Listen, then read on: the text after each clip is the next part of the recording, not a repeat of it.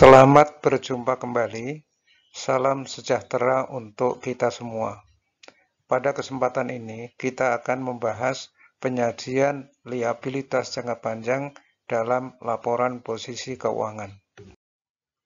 Sekarang kita membahas non-current liabilities atau liabilitas jangka panjang. Liabilitas jangka panjang adalah kewajiban yang perusahaan tidak mengharapkan akan membayar dalam 1 tahun atau siklus operasi normal mana yang lebih lama, melainkan perusahaan mengharapkan akan membayarnya pada tanggal setelah tanggal itu.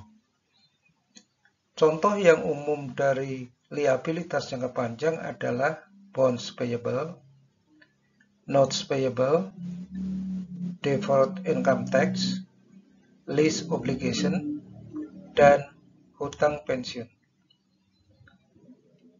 Perusahaan mengklasifikasikan liabilitas jangka panjang yang jatuh tempo dalam siklus operasi normal atau dalam 1 tahun sebagai hutang jangka pendek jika pembayaran kewajiban tersebut menggunakan aset lancar atau current asset. Umumnya, liabilitas jangka panjang meliputi 3 jenis.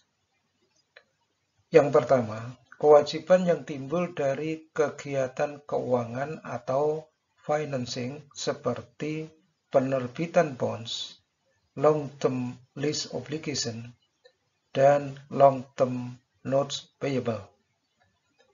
Yang kedua, kewajiban yang timbul dari operasi biasa perusahaan seperti pension obligation dan deferred income tax liabilities. Yang ketiga, kewajiban yang tergantung pada terjadinya atau tidak terjadinya satu atau lebih kejadian di masa yang akan datang untuk mengkonfirmasi jumlah terutang atau penerima pembayaran atau tanggal terhutang seperti jaminan produk atau service, liabilitas lingkungan, dan restrukturisasi. Kewajiban ini lazim disebut provisi. Sekarang kita membicarakan penyajian liabilitas jangka panjang di laporan posisi keuangan. Perusahaan umumnya menyajikan banyak pengungkapan untuk liabilitas jangka panjang sebab kebanyakan hutang jangka panjang terkait dengan berbagai kontrak atau kesepakatan dan pembatasan-pembatasan untuk melindungi pemberi pinjaman. Perusahaan sering menjelaskan syarat-syarat seluruh perjanjian liabilitas jangka panjang, termasuk tanggal-tanggal jatuh tempo, tarif bunga, sifat dari kewajiban dan surat berharga sebagai jaminan pinjaman di dalam catatan atas laporan keuangan. Misalkan PT FGH pada tanggal 31 Desember 2019 memiliki liabilitas jangka panjang sebagai berikut. Financial debt sebesar Rp17.986.000, deferred tax liabilities Rp6.355.000, other non-current liabilities Rp8.044.000, sehingga totalnya sebesar Rp32.385.000. Selanjutnya, data terkait financial debt adalah sebagai berikut.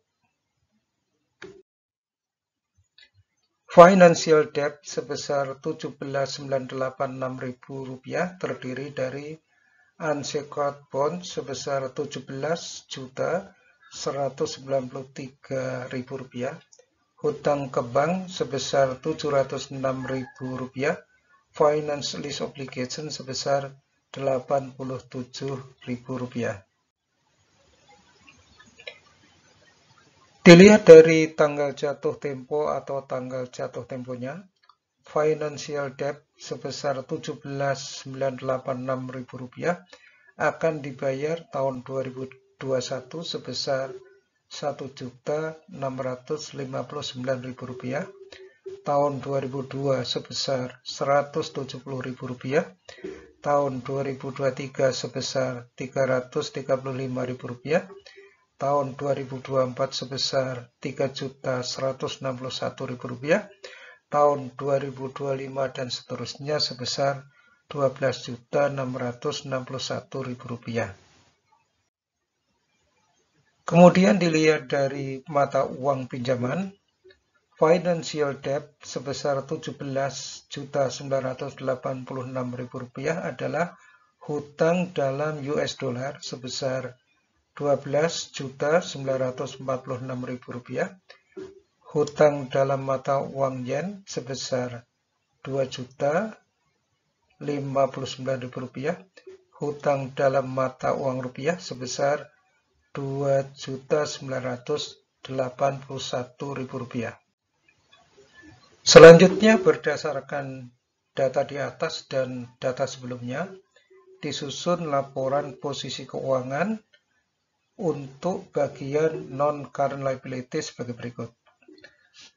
Pertama, diawali dengan penyajian financial debt sebesar Rp17.986.000, diikuti dengan deferred tax liability sebesar Rp6.355.000 dan other non-current liability sebesar Rp8.044.000 sehingga totalnya menjadi Rp32.385.000.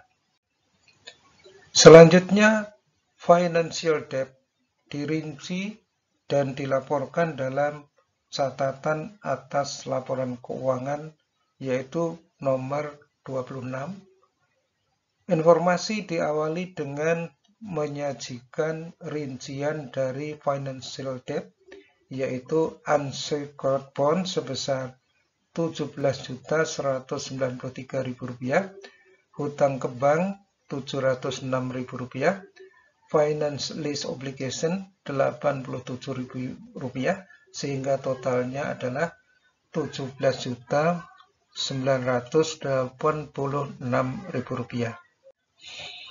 Informasi mengenai tahun jatuh tempo disajikan di bawahnya, yaitu tahun 2021 sebesar Rp1.659.000, tahun 2002 Rp170.000, tahun 2023 Rp335.000, tahun 2024 Rp3.161.000, tahun 2025 dan seterusnya Rp12.661.000.